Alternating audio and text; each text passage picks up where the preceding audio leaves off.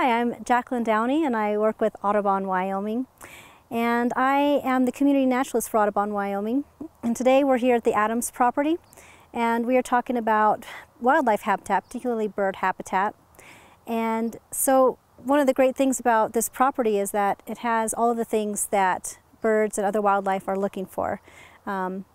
Most of all, we're looking at food, water, and shelter, and this place has all of that and a variety of different forms. Like they say, variety is the spice of life, and so this particular area does have all of the different types of habitat we might be looking at.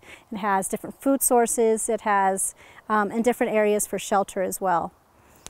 Some of the things that we're going to talk about are some rock outcrops, which are important. We have a variety of tree habitats.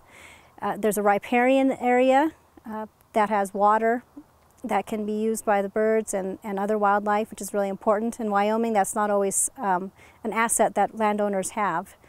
And just a variety of different ground cover as well, which is really nice to have.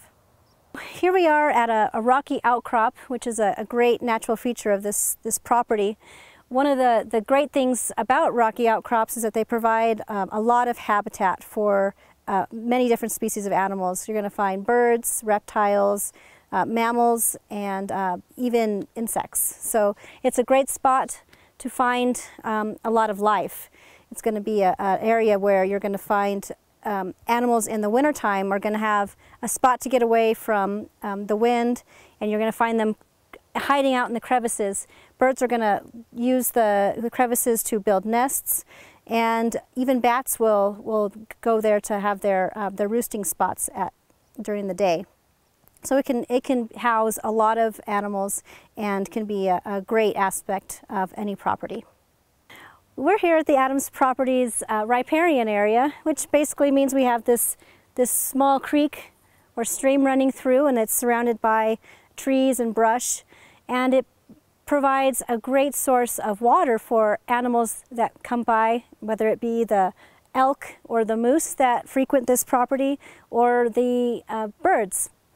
And the great thing is not just the water, because that is great because they do need water, but it's what the water provides around. All of this brush and these trees wouldn't be here if the water wasn't. And the trees are the habitat for a lot of the birds that landowners do like to see.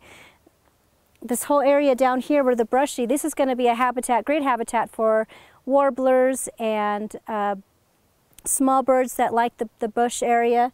And then surrounding it, we also have aspens and pine trees and other types of evergreens that woodpeckers and birds of that nature are going to enjoy.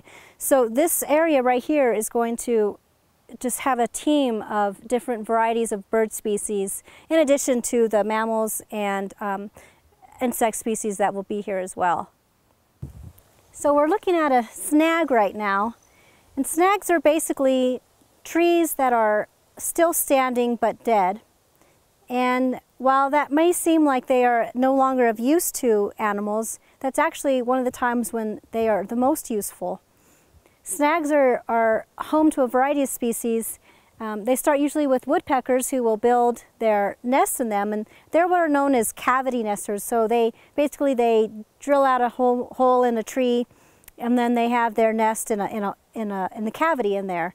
And then so once the woodpeckers use the cavities, after they're gone and their young have fledged and flown away, then other birds and other species will use their holes as well. So birds like nuthatches and chickadees and bluebirds, they're all birds that need woodpeckers to build these cavity nests that they can then utilize.